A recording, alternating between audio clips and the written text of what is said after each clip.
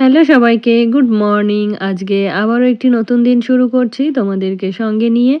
আশা করছি তোমরা সকলে খুব ভালো আছো আর আমরাও বেশ ভালো আছি। আজকে বারটা ছিল বৃহস্পতিবার। তো ছেলের যেহেতু নতুন টিউশন দিয়েছি, তো ওর আজকে সকালবেলাটা পড়া ছিল।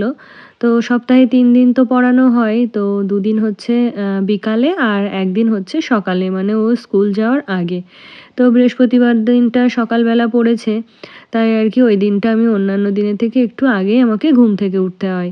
তো দেখো ফার্স্টেই ঘুম থেকে উঠে ফ্রেশ হয়ে নিয়েছি। তো হাতে সময় নিয়ে উঠেছিলাম। ভাবছি কি যদি পড়তে বসে যায় তখন তো ঘরদোরগুলো আর কি গোছাতে পারবো না। তারপরে পড়া শেষ হলে ওকে আবার স্কুলের জন্য রেডি করাতে হবে। তাই ভাবছি ঘরদোরগুলো একটু ঠিকঠাক করে গুছিয়ে নিই। আর সেই সঙ্গে ওর পড়ার ঘরটাও একটু গুছিয়ে দিই। কারণ রাতে পড়াশোনা করেছিল তো, দিয়ে বই খাতাগুলো সমস্ত কিছু ছড়ানো ছিটানো ছিল। তো সব কিছুই আর কি ওর হাতের কাছে করে দিলাম যাতে পড়তে বসে বারবার ওকে উঠতে না হয়। তো সেই সঙ্গেই হচ্ছে ঘরটা ঝাড় দিয়ে দেবো। আর অন্যান্য দিন কি হয়, তানিয়া আসার পরেই আর কি আমি ঘুম থেকে উঠি। তো আজকে ছেলের পড়া রয়েছে, সেই কারণেই আর কি আগে থেকেই ঘুম থেকে উঠে পড়েছি। আর ছেলের টিউটরও তো এখনও আসেনি, উনি আসতে আসতে ওই 7:30 মতো বাজবে। তো তার আগেই কিন্তু তানিয়া চলে আসার কথা, এসে রান্নাবান্না শুরু করবে। তো এদিকে আমি ঘরের কাজ গুছিয়ে নিতে নিতে দেখি ঘড়িতে 7:30 হয়ে গেছে। তখনও দেখলাম ও রান্না করতে আসেনি, তাই ধরে নিলাম যে আজকে আসবেই না। তো সেই জন্য দেখো তাড়াতাড়ি করে ঘরটা ঝাড় দিয়ে এখন আমাকে যেতে হবে রান্নাঘরে।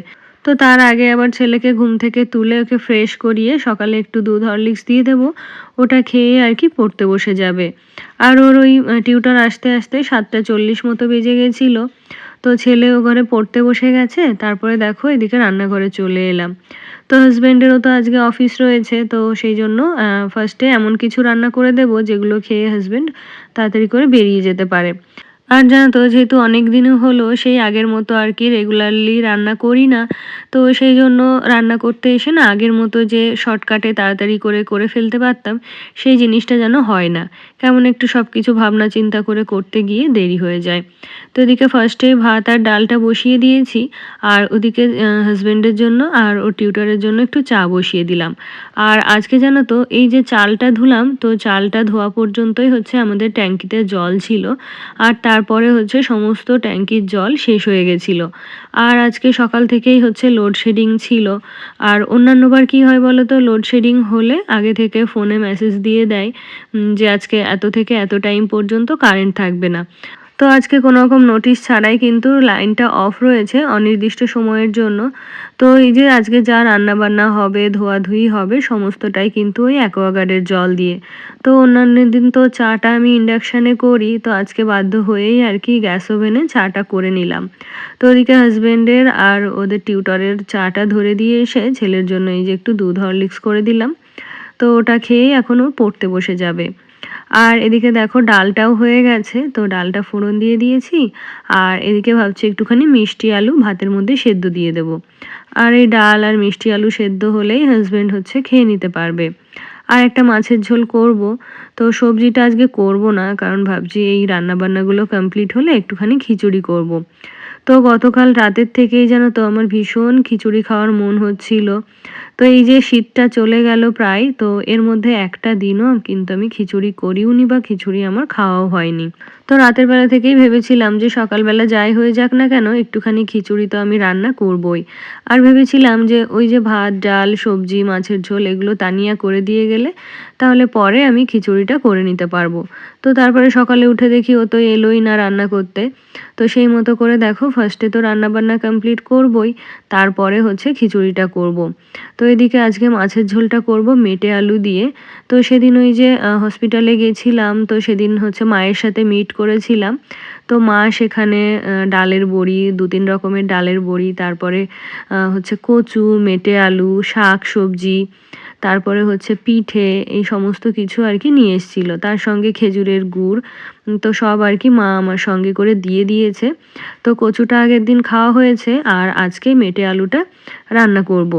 তো মেটে আলুটা দেখো কেটে নিয়ে ওদিকে প্রেসার কুকারে সেদ্ধ হতে বসিয়ে দিয়েছি। তো ওটাকে সেদ্ধ করে তারপরে আবার নর্মাল জল দিয়ে ওটাকে ধুতে হবে। তো ওই মেটে আলু তো একটু পিছলা পিছলা হয়, তো সেদ্ধ করার পরে যদি একবার করে ধুয়ে নিই তাহলে কিন্তু ওটা বেশ ভালো হয়।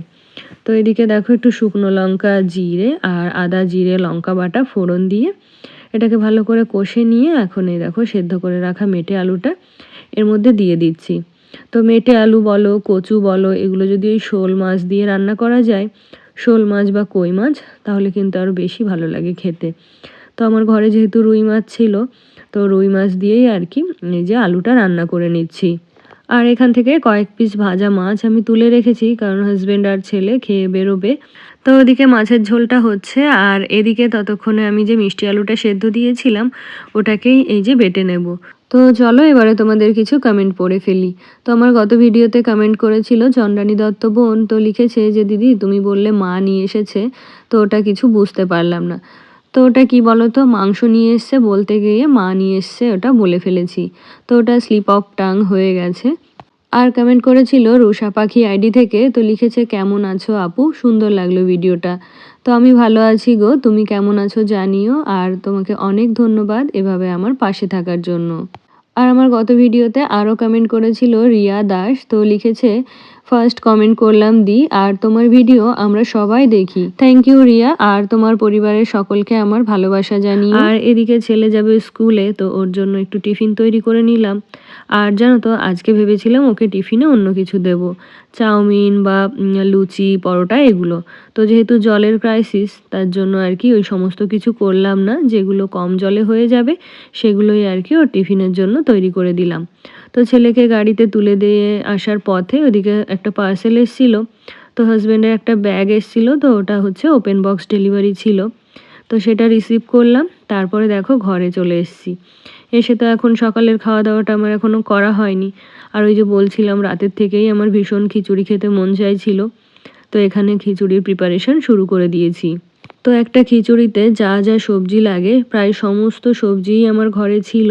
তো এখানে একটু ফুলকপি, মিষ্টি কুমড়ো, তারপরে বেগুন, গাজর, বিনস, তারপরে আলু, মিষ্টি আলুটাও ছিল তবে আমি দিইনি। তো সব কিছুই হচ্ছে এখানে সুন্দর করে কেটে নিচ্ছি। তো আজকের খিচুড়িটা আমি একটু আমার স্টাইলে করব, তো চলো কিভাবে আজকে খিচুড়িটা করি সবটাই তোমাদের সাথে শেয়ার করব। তো তারপরে দেখো সমস্ত সবজিগুলো ধুয়ে নিয়েছি, আর এখন একে একে সমস্ত সবজিগুলো ভেজে নেব। তো ফার্স্টে একটু আলু আর ফুলকপি দিয়ে দিয়েছি, তারপরে দেখো যা সবজি ছিল সব আর কি একসঙ্গে দিয়ে দিলাম, কারণ আলাদা করে ভাজতে গেলে অনেকটা সময় লাগবে। আর এগুলো যেহেতু প্রায় একই টাইপের সবজি, তো একসাথে ভাজলে খুব একটা অসুবিধা হবে না। তো তারপরে এখানে দেখো নিয়ে নিয়েছিলাম 1 কাপ মতো মুগের ডাল। তো ডালটাকে ধুয়ে ওই সবজির মধ্যেই দিয়ে দিয়েছি, কারণ ডালটা আমার ভাজা ছিল না। আর কাঁচা ডালের খিচুড়ি করলে খিচুড়িটা কিন্তু অতটাও ভালো লাগে না খেতে। তো সবজির সঙ্গে ডালটাকে একটু ভালোভাবে ভেজে নিয়েছি। তারপরে এই যে 1 কাপ গোবিন্দভোগ চাল ধুয়ে দিয়ে দিয়েছি। চালটাকে আর ভাজিনি, শুধুমাত্র ডালটা ভেজে নিয়েছি।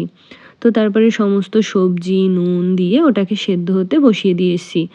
তো তারপরে দেখো ওটা যতক্ষণে সেদ্ধ হবে, রান্নাঘরে তো এখন আমার কোনো কাজ নেই, তো সেই জন্য চলে এলাম আমার বেডরুমে।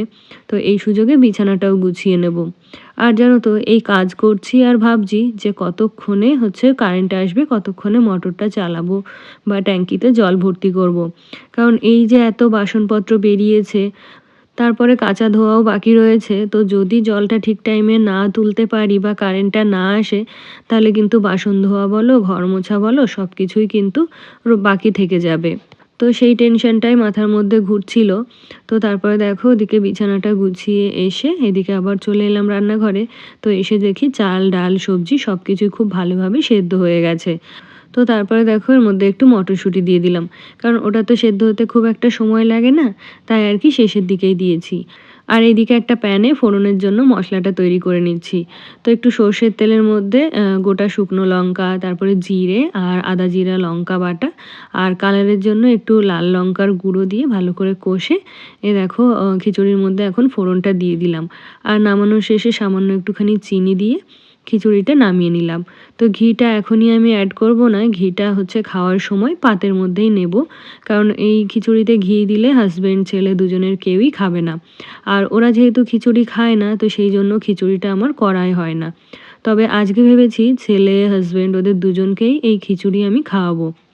আর তার সঙ্গে কয়েকটা বেগুনিও ভেজে নিয়েছি। তো সন্ধ্যাবেলার জন্যও রেখেছি, কারণ হাজব্যান্ড ফিরলে ওকে তো দেবই, আর ছেলেকেও সন্ধ্যার টিফিনে আজকে খিচুড়িটাই দেব। তো এদিকে দেখো আমি খাওয়া দাওয়াটাও সেরে নিলাম, আর এখন রান্নাঘরে যা বাসনপত্র বেরিয়েছিল সব কিন্তু গুছিয়ে রাখছি।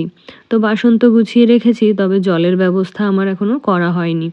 তো এখন ভাবছি বাড়ির পাশে কাকিমাদের বাড়িতে টাইম কলে হচ্ছে জল এসেছে, ওখান থেকে 2 বালতি জল ধরে রাখবো। তাহলে যদিও কারেন্ট না আসে, ওই জলটা দিয়ে ঘর মোছা, বাসন ধোয়া ওগুলো হচ্ছে নমিতাদি করে দিয়ে যেতে পারবে। না হলে এই বাসনগুলো থাকলে পরে কিন্তু এগুলো আমাকেই ধুতে হবে। তো এখন রান্নাঘরটা পরিষ্কার করে গেছিলাম হচ্ছে ওই কলে জল ধরতে। তো এর মধ্যে নমিতা দিয়ে এসে ঘর মোছা, বাসন ধোয়া করে দিয়ে গেছে। আরও 2 বালতি জল রয়ে গেছিলো, তো সেই জলটা দিয়েই আমি কিন্তু স্নান সেরে নিয়েছি। তো আমার গত ভিডিওতে তৃষ্ণা সাহা দিদিভাই লিখেছে, তুমি যে বললে তোমাদের 6 বোনের পরে তোমার মা আবার কনসিভ করেছে। তো কি বলো তো দিদিভাই, আমার বাপের বাড়িতে যেহেতু জয়েন্ট ফ্যামিলি, তো আমার বাবারা 2 ভাই, আর সেখানে আমার জেঠুর ঘরে 4 মেয়ে, আর আমরা হলাম 2 বোন। তো অভ্যাসবশত আর কি বলে ফেলেছি যে আমরা 6 বোন।